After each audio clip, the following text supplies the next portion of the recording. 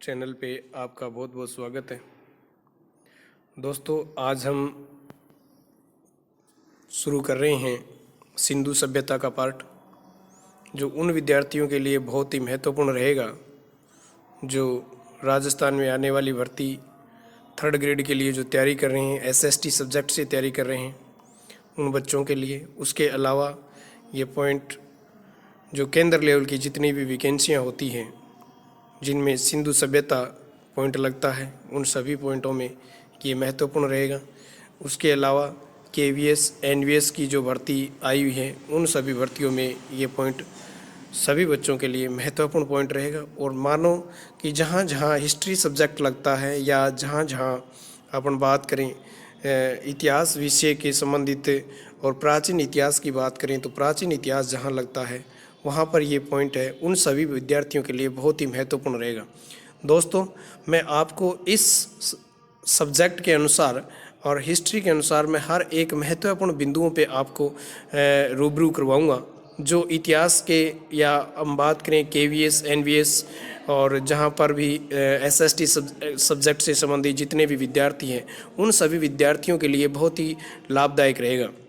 तो दोस्तों, शुरू करते हैं सिंधु सभ्यता। तो देखो, यहाँ पे ध्यान देना दोस्तों कि हड़प्पा सभ्यता या सिंधु सभ्यता, हड़प्पा सभ्यता या सिंधु सभ्यता को इस नाम से इसलिए जाना जाता है क्योंकि ये यहाँ के प्रथम अवशेष है वो हड़प्पा नामक स्थल से प्राप्त हुए थे। तो ध्यान देना कि सिंधु सभ्यता का प्रथम जो नगर है वो कौन सा है? हड़प्पा है। ठीक है। और ध्यान ये भी रखना कि सिंधु सभ्यता है वो 3 देशों में फैली हुई है। 3 देशों में फैली हुई है। पाकिस्तान में फैली हुई है, याद रखना है। उसके अलावा भारत में फैली हुई है, और अफगानिस्तान में फैली हुई है, अफगानिस्तान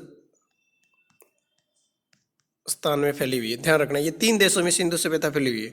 और ये भी ध्यान देना है मेरे प्यारे दोस्तों कि अगर यहाँ पे आपको क्रम से पूछा जाए कि सिंधु सभ्यता के प्रारंभिक नगर कौन से देश में, तो याद रखना सिंधु सभ्यता के प्रारंभिक नगर है वो पाकिस्तान में है। उसके बाद में अगर क्षेत्रफल की दृष्टि से देखा जाए तो क्षेत्रफल है वो सर्वाधिक सिंधु सभ्यता का भारत के अंतर्गत आता है। याद रखना है, ये त्रिभुजाकार सभ्यता है। ठीक है, तो ये ध्यान रखना है। और अफगानिस्तान में भी ये फैली हुई है। तो ये ध्यान रखना है कि 3 देशों में फैली हुई सभ्यता है। उसके अलावा स्थान पे इसको हड़प्पा सभ्यता उपयुक्त नाम रहता है, लेकिन बाद में जो नगर खोजे गए वो नगर खोजे गए सिंधु नदी के किनारे। अधिकतर नगर सिंधु नदी के किनारे होने के कारण और इसका नाम फिर चेंज हुआ। और हड़प्पा के स्थान पे हम लोग कौन सा नाम भी यूज़ कर सकते हैं? सिंधु सभ्यता भी नाम यूज़ कर सकते हैं। ध्यान देना दोस्तों, ये भारतीय उपमहाद्वीप में है। कौन से महाद्वीप में है? ये भारतीय उपमहाद्वीप में है और इसे प्रथम नगरीय क्रांति कहा जाता है। ये क्वेश्चन याद रखना है, प्रथम नगरीय क्रांति किसे कहा जाता है? तो प्रथम नगरीय क्रांति है वो सिंधु सभ्यता को कहा जाता है। उसके बाद में बात करें सिंधु सभ्यता की या हड़प्पा सभ्यता की खोज है वो सर्वप्रथम किसने की थी? बहुत बार ये क्वेश्चन पूछा गया है। ध्यान रखना है, चार्ल्स मैसन नाम का एक व्यक्ति था जिसने 1826 में, कब? 1826 में हड़प्पा नामक स्थल की खोज की थी। किस स्थल की खोज की थी? हड़प्पा नामक स्थल की खोज की थी। सिंधु सभ्यता का प्रारंभिक नगर है, वर्तमान में पाकिस्तान के अंतर्गत ये आता है। चलो बात करते हैं आगे। उसके बाद में बात करें दोस्तों कि भारत में प्रागैतिहासिक स्थलों की खोजने का श्रेय, जो खोजने का कार्य है, यानी भारत के जो प्रागैतिहासिक जो स्थल है इसे खोजने का कार्य है वो भारतीय पुरातात्विक एवं सर्वेक्षण विभाग करता है। कौन करता है? भारतीय पुरातात्विक एवं सर्वेक्षण विभाग प्रागैतिहासिक स्थलों की खोज करने का काम करता है। ठीक है। उसके बाद में भारतीय पुरातत्व विभाग के जन्मदाता है वो अलेक्जेंडर कनिंघम है। कौन है? अलेक्जेंडर कनिंघम को माना जाता है। भारतीय पुरातत्व विभाग की स्थापना का जो श्रेय जाता है वो जाता है लॉर्ड कर्जन को जाता है। अब यहाँ से कौन कौन से क्वेश्चन बनते हैं, ये क्वेश्चन आपको ध्यान रखना ही है कि भारतीय पुरातत्व विभाग के प्रथम अध्यक्ष किसको बनाया गया? तो आपका उत्तर बनेगा अलेक्जेंडर कनिंघम को भारतीय पुरातत्व सर्वेक्षण विभाग का प्रथम अध्यक्ष बनाया गया था। दूसरा क्वेश्चन ये बनता है कि किस वायसराय के काल में भारतीय पुरातत्व विभाग की स्थापना हुई थी? तो किस वायसराय के काल में? लॉर्ड कर्जन के काल में भारतीय पुरातत्विक विभाग की क्या हुई थी? स्थापना हुई थी। उसके बाद में बात करते हैं आगे। बात करें सन 1921 में, क्योंकि जिस काल में इसका उत्खनन कार्य शुरू हुआ था, तो बात करें सन 1921 में भारतीय पुरातत्व विभाग के महानिदेशक कौन थे, तो जॉन मार्शल थे। भारतीय पुरातत्व विभाग के महानिदेशक कौन थे, जॉन मार्शल थे। और तब जॉन मार्शल के नेतृत्व में राय बहादुर दयाराम साहनी ने सन 1921 में हड़प्पा का उत्खनन करवाया। तो ध्यान रखना है, सन 1921 में हड़प्पा का उत्खनन हुआ था। सन 1921 में किसने करवाया, राय बहादुर दयाराम साहनी ने करवाया था। राखल दास बनर्जी ने सन 1922 में मोहनजोदड़ो का उत्खनन करवाया था। अब ध्यान रखना है कि सन 1921 में, और आपको क्वेश्चन पूछा जाए सन 1921 में पूछा जाए या हड़प्पा के उत्खनन के समय या मोहनजोदड़ो के उत्खनन के समय भारतीय पुरातत्व विभाग के अध्यक्ष कौन थे, तो जॉन मार्शल थे। हड़प्पा के उत्खनन के समय या बात करें मोहनजोदड़ो के उत्खनन के समय, तब उस समय भारतीय पुरातत्व विभाग के अध्यक्ष कौन है, जॉन मार्शल। और जॉन मार्शल के नेतृत्व में ही राय बहादुर साहनी ने सन 1921 में हड़प्पा का उत्खनन किया था, और राखल दास बनर्जी ने सन 1922 में यानी अगले ही वर्ष मोहनजोदड़ो का उत्खनन किया था, जो क्षेत्रफल की दृष्टि से सिंधु सभ्यता का सबसे बड़ा नगर है मोहनजोदड़ो। ठीक है, उसके बाद में बात करें दोस्तों आगे। अब बात करते हैं कि सिंधु सभ्यता का विस्तार है वो कितना है, सिंधु सभ्यता का विस्तार है वो किस प्रकार से हैं। तो याद रखना है मेरे प्यारे दोस्तों, सिंधु सभ्यता के विस्तार की बात कर रहे हैं, तो याद रखना सिंधु सभ्यता का उत्तरी स्थल है वो जम्मू कश्मीर के अंतर्गत आता है। किसके अंतर्गत आता है, जम्मू कश्मीर। ध्यान देना, उत्तरी स्थल किसके अंतर्गत आता है, जम्मू कश्मीर के अंतर्गत आता है। उस स्थल का क्या नाम है, मांडा नाम है। और कश्मीर का एक जिला है अखनूर जिले के अंतर्गत ये आता है। और ध्यान देना, ये मांडा जो है, ये मांडा के पास में से एक नदी बहती है जिसका नाम है चेनाब। जिसका नाम क्या है, चेनाब। अब क्वेश्चन कैसे पूछा जाएगा, क्वेश्चन पूछा जाएगा सिंधु सभ्यता का उत्तरी स्थल मांडा किस नदी के किनारे हैं, तो याद रखना चिनाब नदी के किनारे हैं। कौन सी नदी के किनारे, चिनाब नदी के किनारे हैं। और सिंधु सभ्यता का भारत के अंतर्गत उत्तरी स्थल है वो कौन सा है, मांडा है, याद रखना। ठीक है, अब बात करते हैं मेरे प्यारे दोस्तों सिंधु सभ्यता के दक्षिणी स्थल की। दक्षिणी स्थल की बात करें तो दक्षिणी स्थल है वो, उसका नाम है दय से दय, याद रखना। दय दक्षिण में दय, दक्षिण में दय से दय, याद रखना। दक्षिणी स्थल है वो कौन सा है, देमाबाद, या इसी को कई बुकों में दायमाबाद के नाम से जाना जाता है। इसी को क्या कहा जाता है, दायमाबाद भी कहा जाता है। तो याद रखना दक्षिण में इसका स्थल कौन सा है, देमाबाद है, जो याद रखना कौन से स्टेट के अंतर्गत आता है, महाराष्ट्र के अंतर्गत आता है। याद रखना दायमाबाद कहाँ पर है, महाराष्ट्र में है। देमाबाद कहाँ पर है, महाराष्ट्र में है। अब बात आती है देमाबाद अहमदनगर जिले में आता है। कौन से जिले में आता है, अहमदनगर। अब यहाँ से नदी पूछी जाती है कि सिंधु सभ्यता का दक्षिणी स्थल देमाबाद किस नदी के किनारे बसा हुआ शहर है या बसा हुआ है, तो याद रखना ये गोदावरी नदी के किनारे बसा हुआ है। कौन सी नदी के किनारे बसा हुआ है, गोदावरी नदी के किनारे बसा हुआ है। ठीक है, अब बात करते हैं सिंधु सभ्यता के पूर्वी स्थल की बात करते हैं। सिंधु सभ्यता के पूर्वी स्थल की बात करते हैं। और सिंधु सभ्यता का जो पूर्वी स्थल है मेरे प्यारे दोस्तों, उसका नाम है, याद रखना, पूर्व में, पूर्व को याद रखना। पूर्व को किसके साथ जोड़ के याद रखना है, पूर्व को साथ जोड़ के याद रखना है।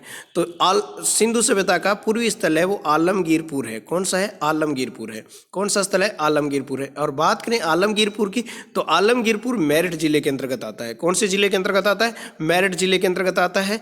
और मेरठ यानी अब स्टेट की बात करें तो स्टेट कौन सा है, उत्तर प्रदेश के अंतर्गत आता है। और यहाँ पर एक नदी बहती है जिसका नाम कौन सा है, हिंडन नदी है। तो क्वेश्चन कैसे पूछा जाएगा, क्वेश्चन पूछा जाएगा कि सिंधु सभ्यता का पूर्वी स्थल आलमगीरपुर कौन सी नदी के किनारे है, तो हिंडन नदी के किनारे हैं। कौन सी नदी के किनारे, हिंडन नदी के किनारे हैं।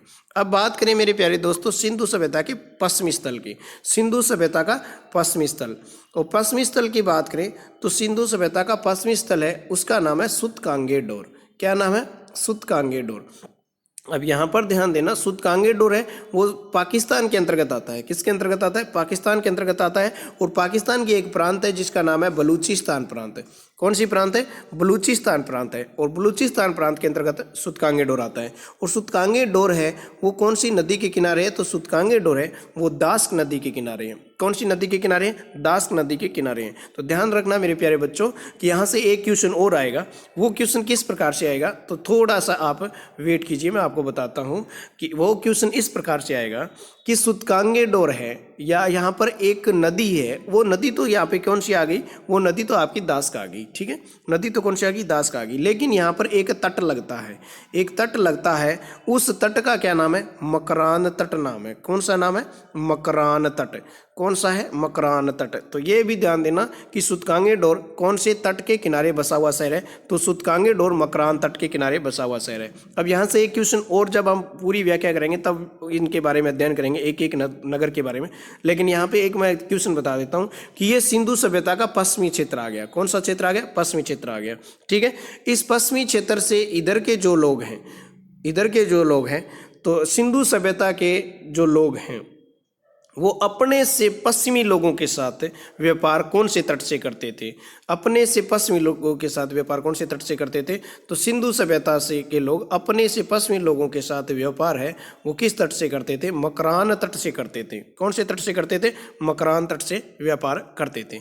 अब बात करें दोस्तों सिंधु सभ्यता के क्षेत्रफल की, तो याद रखना सिंधु सभ्यता का क्षेत्रफल है उत्तर से दक्षिण, उत्तर से दक्षिण कितना किलोमीटर है, उत्तर से दक्षिण है ये कितना किलोमीटर, 1400 किलोमीटर है। और पूर्व से पश्चिम कितना है, ये 1600 किलोमीटर है। याद रखना उत्तर से दक्षिण और पूर्व से पश्चिम कितनी लंबाई चौड़ाई इसकी, 1400 और 1600 है। याद रखना ये आंकड़ा आपके सामने है, ठीक है, इंपॉर्टेंट आंकड़ा है ये, ठीक है। उसके बाद में बात करते हैं मेरे प्यारे बच्चों आगे। अब ये चारों नगरों की हम बात करेंगे जो सिंधु सभ्यता के उत्तरी, दक्षिणी, पूर्वी, पश्चिमी नगर थे। चलो बात करते हैं सिंधु सभ्यता के उत्तरी नगर की, ठीक है। उत्तरी नगर की बात करते हैं। उत्तर में कौन सा नगर पढ़ के आए हम लोग, मांडा पढ़ के हैं। कौन से जिले में, अखनूर जिले में, कश्मीर के अंतर्गत आता है। नदी कौन सी है, चिनाब नदी के किनारे है ये, और चिनाब नदी के दक्षिणी तट पर स्थित ये नगर है। अब यहाँ पर ध्यान देना कि यह विकसित हड़प्पा सभ्यता का सर्वाधिक उत्तरी स्थल माना जाता है, ठीक है। उसके बाद में बात करें इसका उत्खनन, तो मांडा का उत्खनन 1982 में हुआ था और जगपति जोशी और मधुबाला ने करवाया था। याद रखना मधुबाला, सिंधु सभ्यता के अंतर्गत एकमात्र महिला का नाम आता है मधुबाला का, और ये नाम याद रखना ये मांडा के अंतर्गत आती है। मांडा का उत्खनन है वो जगपति जोशी और मधुबाला ने करवाया था। यहाँ से क्या क्या मिला है, हड़प्पा कालीन मृद भांड मिले हैं और मिट्टी के ठीकरे मिले हैं, ठीक है, मिट्टी के ठीकरे और मृद भांड मिले हैं। मांडा में ध्यान रखना है 3 संस्कृतियाँ मिली है। कौन कौन सी, 3 संस्कृतियाँ मिली है। अब यहाँ पर बात करें, एक तो प्राक सैंधव, उत्तर सैंधव के यहाँ पर उदाहरण मिले हैं। प्राक का अर्थ होता है सिंधु सभ्यता से पहले के, और सिंधु सभ्यता के बाद के, और सिंधु सभ्यता के काल के, ये तीनों प्रकार के यहाँ से अवशेष मिले हैं। ध्यान रखना है सिंधु सभ्यता है वो आद्य ऐतिहासिक काल की है। किस काल की, आद्य ऐतिहासिक काल की। याद रखना है सिंधु सभ्यता आद्य ऐतिहासिक काल की है, और वैदिक सभ्यता भी किसके अंतर्गत आती है, आद्य ऐतिहासिक काल की आती है, आद्य ऐतिहासिक काल की आती है, ठीक है। उसके बाद में बात करते हैं सिंधु सभ्यता के पूर्वी नगर की, जिसका नाम क्या है, आलमगीरपुर है। कौन सी जिले के अंतर्गत आता है, मेरठ जिले के अंतर्गत आता है, उत्तर प्रदेश के अंतर्गत आता है, हिंडन नदी के किनारे। और याद रखना हिंडन किसकी सहायक नदी है, हिंडन यमुना की सहायक नदी है। आलमगीरपुर की खोज है वो 1958 में हुई थी, और भारत सेवक समाज संस्था के द्वारा इसकी खोज की गई थी। किसके द्वारा, भारत सेवक समाज संस्था के द्वारा इसकी खोज की गई थी। और इसका उत्खनन कार्य आलमगीरपुर का, और याद रखना यज्ञदत्त शर्मा के द्वारा किया गया था।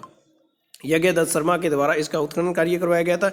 ये सिंधु सभ्यता का सर्वाधिक पूर्वी स्थल है। किस प्रकार का ये पूर्वी स्थल है, और यह सिंधु सभ्यता के उत्तरकालीन अवशेष मिले। यानी उत्तर काल का अर्थ ये होता है कि सिंधु सभ्यता के बाद, ठीक है, पूर्व में पहले, उत्तर बाद में, ठीक है, ठीक है। उसके बाद में यह ध्यान देना रोटी बेलने की चौकी यहाँ से प्राप्त हुई है। रोटी बेलने की चौकी, कटोरे के अनेक टुकड़े यहाँ से मिले हैं, ठीक है।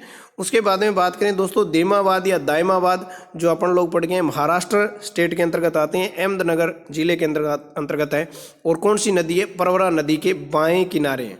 कौन सी नदी के किनारे, प्रवरा नदी के बाएं तट पर यह स्थित है। सैंधव प्रकार का एक मानव समाधान भी मिलता है, ठीक है। मानव समाधान यानी जहाँ पर अस्थियों को दफनाया जाता है उसको बोला जाता है समाधान, ठीक है।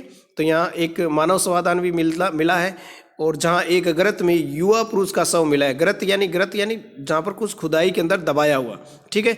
तो युवा पुरुष का समाधान भी, पुरुष का शव मिला है। इसे उत्तर दक्षिण में लेटाया गया।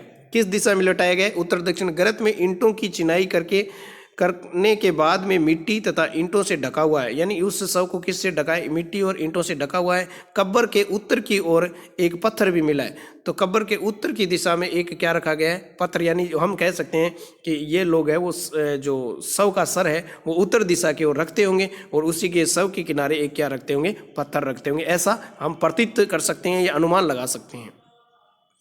उसके बाद में बात करें दोस्तों, देमाबाद सिंधु सभ्यता का दक्षिणी स्थल है। देमाबाद सिंधु सभ्यता कैसा स्थल है, दक्षिणी स्थल है, ठीक है।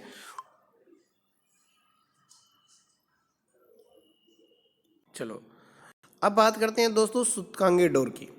बात करते हैं सूतकांगे डोर की, जो सिंधु सभ्यता का पश्चिमी स्थल है, ठीक है। अंतिम पश्चिमी छोर पर स्थित ये स्थल है और ये दास्क नदी के किनारे है। दास्क नदी के किनारे, और ध्यान देना तट पूछा जाए तो आपको याद रखना है मकरान तट। कौन सा तट, मकरान तट। मकरान तट के किनारे ये स्थल है, ठीक है। और हड़प्पा सभ्यता का सबसे पश्चिमी स्थल है। इसकी खोज 1927 में सर मार्क ऑरेलस्टाइन ने की थी। खोज किसने की थी, सर मार्क ऑरेलस्टाइन ने इसकी खोज की थी। और यह इसका दुर्ग एक प्राकृतिक चट्टान पर स्थित है और यहाँ कोई मुहर या उत्कीर्ण वस्तुएं नहीं मिली हैं, ठीक है। या मोहर या उत्कीर्ण वस्तुएं नहीं मिली, उसके बाद में हम इसकी व्याख्या करेंगे, वहाँ पर फिर अपन लोग इसकी बात करेंगे। उसके बाद में बात करते हैं मेरे प्यारे दोस्तों कि सिंधु सभ्यता का नामकरण कैसे हुआ, इसको कैसे हड़प्पा सभ्यता नाम पड़ा, कैसे सिंधु सभ्यता नाम पड़ा, ये बात अपन लोग यहाँ पे करते हैं। बात करते हैं पहले तो हड़प्पा सभ्यता की, कि इसको हड़प्पा सभ्यता क्यों कहा जाता है। और ध्यान देना दोस्तों, क्योंकि सिंधु सभ्यता का पहला नगर ही हड़प्पा है, पहला नगर ही हड़प्पा है, जिसकी खोज 1826 में चार्ल्स मैसन नामक एक व्यक्ति ने की थी। और वहाँ पहला नगर ही क्या था, हड़प्पा था। इसी कारण इस सभ्यता का नाम क्या पड़ा था, हड़प्पा सभ्यता पड़ा था, ठीक है। यहाँ पर बात करें, इस सभ्यता का सबसे उपयुक्त नाम हड़प्पा सभ्यता है, क्योंकि सबसे पहले हड़प्पा स्थल की ही यहाँ पर क्या हुई थी, खोज हुई थी। और खोज कब हुई थी हड़प्पा की, 1826 में हुई थी। और चार्ल्स मैसन ने इसकी क्या की थी, खोज की थी। चार्ल्स मैसन ने इसकी क्या की थी, खोज की थी। चलो अब बात करते हैं इसका नाम सिंधु सभ्यता फिर क्यों पड़ा। हड़प्पा सभ्यता के प्रारंभिक स्थल सिंधु नदी के आसपास मिले हैं। हड़प्पा सभ्यता का जो प्रारंभिक नगर है वो किस नदी के किनारे मिले, सिंधु नदी के आसपास मिले। अधिक केंद्रित होने के कारण इस सभ्यता का नाम क्या पड़ा, सिंधु सभ्यता नाम पड़ा था। और ये ध्यान रखना, देने वाला अगर कोई व्यक्ति था सिंधु सभ्यता नाम, तो जॉन मार्शल ने दिया था ये नाम। किसने दिया था, जॉन मार्शल ने दिया था ये नाम। उसके बाद में बात करें सिंधु सरस्वती सभ्यता। सिंधु सरस्वती सभ्यता भी इसको कहा जाता है, ध्यान रखना। सिंधु सरस्वती, हड़प्पा का मुख्य क्षेत्र सिंधु घाटी नहीं बल्कि सरस्वती तथा उसकी सहायक नदियां जो सिंधु गंगा के बीच में स्थित था, इसी कारण इसको सिंधु सभ्यता या सरस्वती सभ्यता, सिंधु सरस्वती सभ्यता भी कह सकते हैं, कहा जाता है। अब बात करते हैं दोस्तों कि इस युग के जो लोग हैं वो किस धातु का प्रयोग करते थे। तो इस युग के लोग कांसा धातु का प्रयोग करते थे। कौन सी धातु का प्रयोग करते थे, कांसा धातु का प्रयोग करते थे, जो तांबा और टिन मिलाकर तैयार किया जाता था। कांसा धातु का प्रयोग करते थे और जो किससे तैयार किया जाता था, तांबा और टिन मिलाकर तैयार किया जाता था, ठीक है। और इसी कारण इस सभ्यता का नाम क्या पड़ा, कांस्य युगीन सभ्यता भी कहते हैं। और याद रखना कि सर्वप्रथम तांबा धातु का प्रयोग किन लोगों ने किया, तो सिंधु वासियों ने किया। सर्वप्रथम टिन धातु का प्रयोग किन लोगों ने किया, तो सिंधु वासियों ने किया। और सर्वप्रथम कांसा धातु का प्रयोग, क्योंकि इन दोनों को मिलाकर सर्वप्रथम कांसा धातु का प्रयोग भी किन लोगों ने किया, सिंधु वासियों ने किया था। याद रखना है, इंपॉर्टेंट बात है। उसके बाद में प्रथम क्रांति, यानी प्रथम इसको नगरीय क्रांति भी कहा जाता है। प्रथम इसको क्या कहा जाता है, नगरीय क्रांति भी कहा जाता है। तो ध्यान रखना है कि सिंधु सभ्यता को प्रथम नगरीय क्रांति भी कहा जाता है, क्योंकि भारत की जो प्रथम जो नगर है इनका उदय इसी समय हुआ था। अब आपको ध्यान रखना है कि प्रथम नगरीय क्रांति के नगर कौन कौन से है। जैसे बात करें अपन हड़प्पा, मोहनजोदड़ो, कालीबंगा, सूतकांगे डोर, चहुंदड़ो, रोपड़, ये सभी जो नगर है, लोथल, ये जो सभी नगर है ये प्रथम नगरीय क्रांति के नगर है। ऐसा क्वेश्चन आ सकता है, ऐसे क्वेश्चन पूछे जा सकते हैं, ठीक है ना। तो आपको ध्यान रखना है। उसके बाद में इसके कालक्रम की बात करें, सिंधु सभ्यता के कालक्रम की, तो सिंधु सभ्यता के कालक्रम की बात करें तो सबसे ऑथेंटिक जो पद्धति है कार्बन डेटिंग पद्धति या कार्बन पद्धति या कार्बन डेटिंग पद्धति, ठीक है, C14 जैसी नवीन विश्लेषण पद्धति के द्वारा सिंधु सभ्यता का काल 2500 से लेकर 1750 ईसा पूर्व माना जाता है, ठीक है। जो सर्वाधिक मान्य है, रेडियो कार्बन C14 के अनुसार इस तकनीकी की सिंधु सभ्यता की तिथि है वो 2350 से 1750 मानी गई है, ठीक है। 2350 से 1750 ईसा पूर्व माना गया। याद रखना, सबसे ज़्यादा ये पूछा जाता है। चलिए बात करते हैं नगर विन्यास की पद्धति। यहाँ पर किस प्रकार से लोग बसे हुए थे, किस प्रकार से यहाँ के लोग अपने जीवन यापन को करते थे।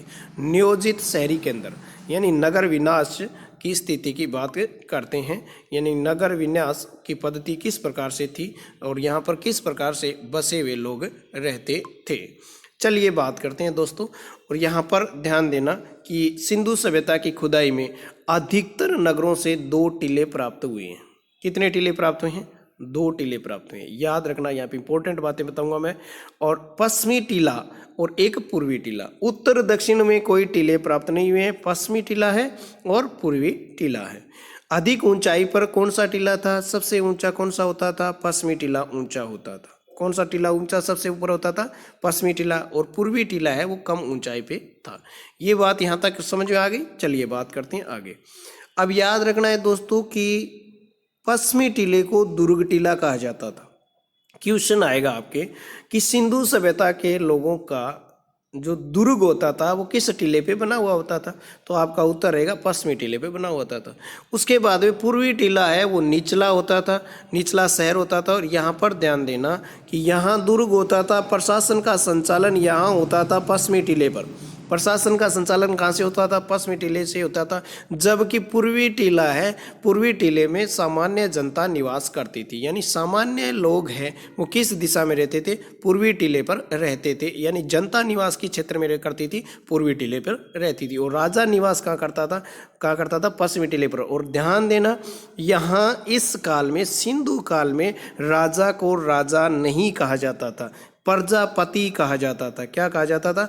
प्रजापति कहा जाता था। याद रखना है, ये क्वेश्चन बहुत बार पूछा गया है कि प्रशासन का संचालन कौन करता था? तो प्रशासन का संचालन पुरोहित वर्ग करता था या प्रजापति करता था? प्रशासन का संचालन कौन करता था? पुरोहित वर्ग करता था या प्रजापति करता था? सामान्य जनता किस दिशा में, कौन से टीले पर निवास करती थी? तो आपका उत्तर रहेगा सामान्य जनता पूर्वी टीले पर निवास करती थी। और राजा या प्रजापति कौन कहाँ रहता था? तो दुर्ग टीले पर रहता था, यानी पश्चिमी टीले पर रहता था। ठीक है। उसके बाद में बात करें तो इधर की बात करें तो जो पूर्वी टीला था, पूर्वी टीले में व्यापारी, नागरिक, सैनिक, शिल्पी वर्ग यानी सामान्य लोग हैं वो निवास करते थे। ठीक है। चलिए बात करते हैं दोस्तों आगे। अब यहाँ पे ध्यान देना, अपवाद क्या है यहाँ पे कि धोलावीरा है। मैंने आपको बताया कि सिंधु सभ्यता के नगर है वो अधिकतर नगर कितने भागों में बंटे हुए थे? अधिकतर नगर, अब थोड़ा समझ लीजिए कि अधिकतर सिंधु सभ्यता के नगर है वो 2 भागों में बंटे हुए थे। एक पश्चिमी टीला होता था और दूसरा कितना होता था? कौन सा होता था? पूर्वी टीला होता था। अब बात करें कि इसका अपवाद क्या है? अपवाद है कि धोलावीरा सिंधु सभ्यता का एकमात्र ऐसा नगर है जो कितने भागों में विभाजित था? 3 भागों में विभाजित था। अब वो 3 भाग कौन कौन से थे? दुर्ग नगर, उसके बाद में मध्य नगर और निचला नगर। ठीक है, ये 3 भागों में बंटा हुआ था। लेकिन ध्यान देना कि मध्य नगर को क्या कहा जाता था? मध्यमिका कहा जाता था। उल्लेख मिलता है। चौंद्रो एकमात्र ऐसा नगर है जहाँ किसी भी प्रकार के दुर्ग के अवशेष है मेरे प्यारे दोस्तों नहीं मिले। याद रखना, इंपॉर्टेंट बात है। चलिए बात करते हैं, अभी हम लोगों ने रेडियो कार्बन विधि के बारे में अध्ययन किया था और मैं आपके लेवल पे ये बात बताऊंगा कि रेडियो कार्बन विधि है वो किस प्रकार की थी और इसका आविष्कार है, रेडियो कार्बन विधि है वो कौन व्यक्ति था जिसने इसको आविष्कृत किया था। तो बात करें रेडियो कार्बन 14 निर्माण विधि का। सभी सजीव वस्तुओं में एक प्रकार के रेडियोधर्मी कार्बन होता है।